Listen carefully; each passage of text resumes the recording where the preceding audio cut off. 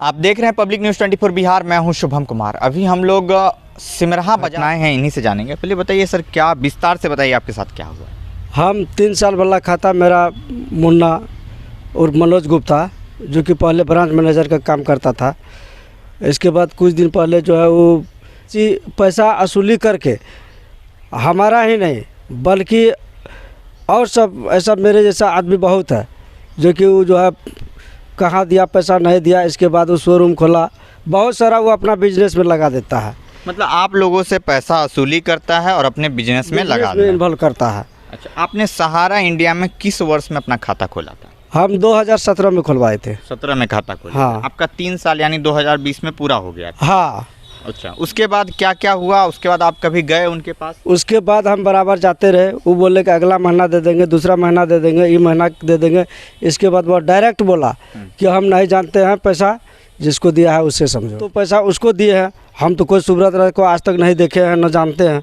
Agent का काम करता था मनोज गुप्ता, अब न ब्रांच मैनेजर बना है। अच्छा, पहले एजेंट का काम करते थे, उनको पैसा दिया गया और पैसा जमा किया। अब उन्होंने जमा किया कि नहीं किया? अगर इस तरह से बोल रहे हैं कि आपका कोई भी पैसा जमा नहीं हुआ, तो इससे प्रतीत होता है कहीं ना कहीं कि उन्होंने पैसे को नहीं जमा किया है। तो मेरा ये चीज़ सवाल है कि सर आप जैसे आप बता रहे थे कि कानूनी प्रक्रिया में गए, तो आपने क्या किया है अभी?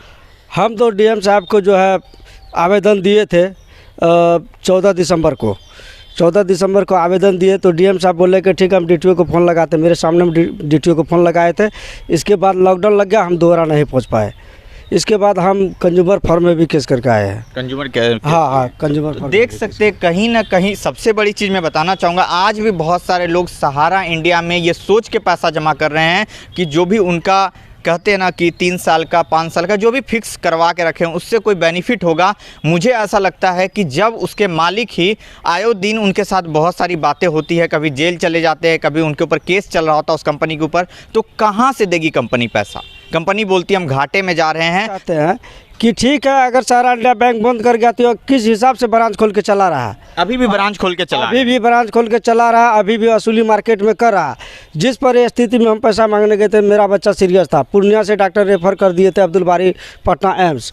उस पीरियड में वह पैसा हमको नहीं दिया। मतलब अगर हम पैसा जमा करते हैं हाँ। और अपने जो ज़रूरतों के लिए, तो उसमें भी पैसा नहीं उसमें भी पैसा नहीं देता है। अच्छा, एक चीज़ मैं आपसे जानना चाहूँगा, आप एक कंज्यूमर थे सहारा इंडिया के, और एक चीज़ मैं जानना चाहूँगा, आप जो भी लोग इसमें फंसे हुए हैं उनको क्या संदेश देना चाहेंगे अपने तरफ? उसको तो हम कहेंगे कि जितना पैसा आप अपना किसी माध्यम से निकाले, इसके बाद जो नया खाता खोला उसको भी बोलिए कि आप नहीं खोले इसमें खाता नहीं। हाँ, उनसे यही कहना चाहेंगे कि ये जो गलत काम कर रहा है ना ऑफिस खोल के, वो सारा बंद करवा दे, और नहीं तो हम निश्चित रूप से उसका बंद करवाएं। हम कानून प्रक्रिया में लग गए हैं। यहाँ तो मेरा पैसा जितना खर्चा हुआ ला के पहुँचा दे। तो मैं एक चीज़ सबसे बड़ा चीज़ बताना चाहूँगा, जो भी ब्रांच मैनेजर थे या एजेंट थे, कहना चाहूँगा जितना जल्द से जल्द हो सके इनको कहीं ना कहीं पैसों की ज़रूरत है। उस समय इनका बच्चा बीमार था, आपने पैसा नहीं दिया, अब इनका समय बीमार चल रहा है, अभी भी बीमार चल रहा है। इनका सहयोग कीजिए। आप कहते हैं मैं समाज सेवी हूँ, और आई पश्चिम से आपने मुखिया पद के लिए चुनाव भी लड़ा था, आप मुखिया प्रतिनिधि भी कहलाते हैं।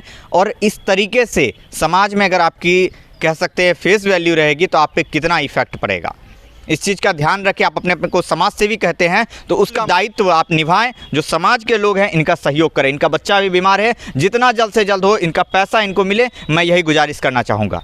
आप देख रहे हैं पब्लिक न्यूज़ 24 बिहार। मैं हूँ शुभम कुमार।